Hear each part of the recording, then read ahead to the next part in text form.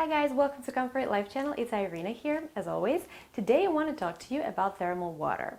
Thermal water is a very popular beauty product, right? On the market, it has been actually very popular for a long time, and a lot of people are obsessed with it. I had my personal experience with it, and from the scientific point of view, I have a few things that I believe you need to know. Well, first of all, when we think about the cost of the water, it actually costs like what, $10–15, but the real cost of it is a lot less. It's just thermal water. So that's the first thought I got, because the manufacturers, they really make a good dollar on selling it. Now, what we really don't know about thermal water, what thermal water actually is, right? It's a type of a mineral water. Naturally, it's pure and rich in minerals and salts, also CO2 and iodine. What's important here is the phrase minerals and salts, right? It's rich in salts. We need to pay attention to that. Why? Thermal water is being advertised everywhere that it's extremely hydrating, moisturizing. Let me grab one so I could read. It says it's good for sensitive skin, naturally antioxidant, soothes and protects.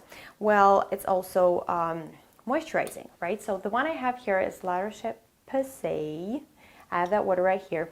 So, and a lot of people just prefer it spray all over the face throughout the day, sort of to boost that moisture. Now, it's not really the case. It's not the pure truth about moisturizing.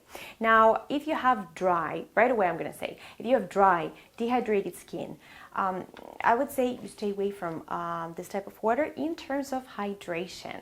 And now a little example. For example, we add a little bit of salt to a drop of water and we put it on a glass surface or on a plastic surface. So when it dries out, what we're going to see? We're going to see the white film, right? It's the salt that stayed on the surface. And the salt, it cannot pull any water from plastic or the glass. So that's why we see that white coating on plastic or the glass again, right?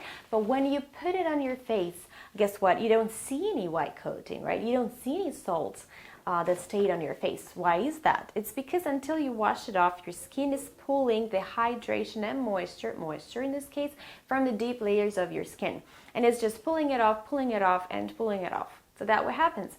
And my personal example, it's been a very hot summer, every summer, and I decided that I'm going to grab one with me, go to the park with my kid, and I will just spray it all over my face frequently for hydration. So by the end of the day, I've done it maybe like good 10–15 times.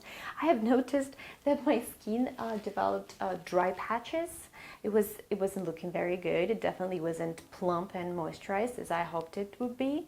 And when I washed it off, applied moisturizer, the issue resolved in the morning. But what I figured out is that when my skin is under the sun, it's actually drying, and applying something with the salt and mineral on my skin for the moisture purpose, it doesn't make any sense. So it really made my skin dry and dehydrated, really, over the time of half a day. And here is another thought. Why a lot of people, they advise us to use thermal water for setting our makeup with, because it's drying. So it will prevent the makeup to melt, right, fall down of our faces. So that's why, because of its drying properties. And now the bottom line here, do we continue to use it?